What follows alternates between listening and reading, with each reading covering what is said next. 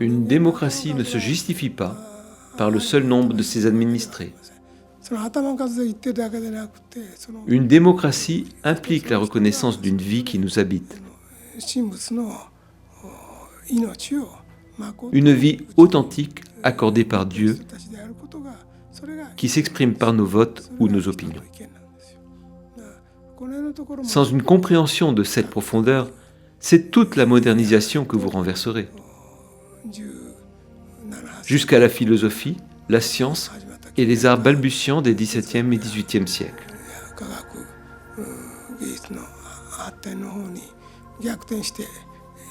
Les humains perdront leur spiritualité et vous verrez apparaître de plus en plus de personnes superficielles.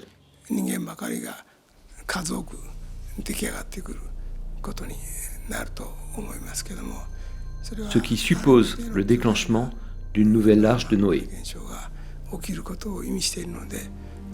Puisse le Japon et le reste du monde faire le nécessaire pour ne pas en arriver là.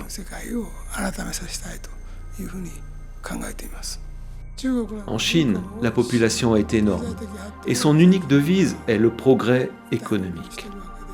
Ses habitants pensent que tant que leur économie progressera et qu'ils s'enrichiront, ce monde sera semblable au paradis et pourra se passer de Dieu comme de Bouddha. Mais rien n'importe plus que la morale et les valeurs humaines.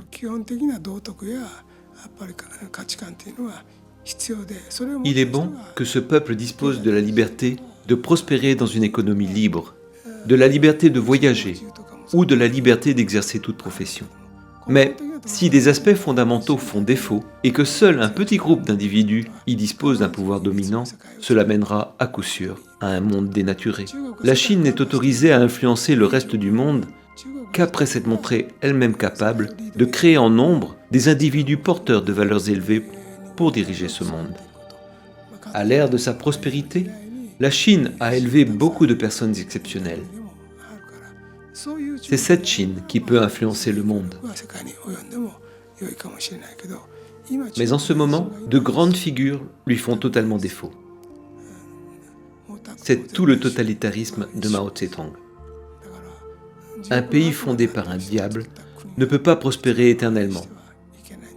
Si l'on n'y voit rien d'autre que de la prospérité, c'est qu'on est tout simplement incapable de distinguer ce qu'est un diable.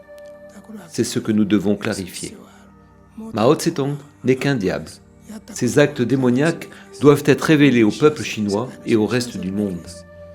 Les Chinois affirment que tout ce qui leur est arrivé est de la faute de l'armée japonaise, mais ce n'est pas vrai.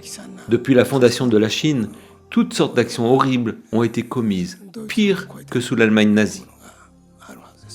Un pays construit sur la corruption et la tromperie n'est qu'un château de cartes.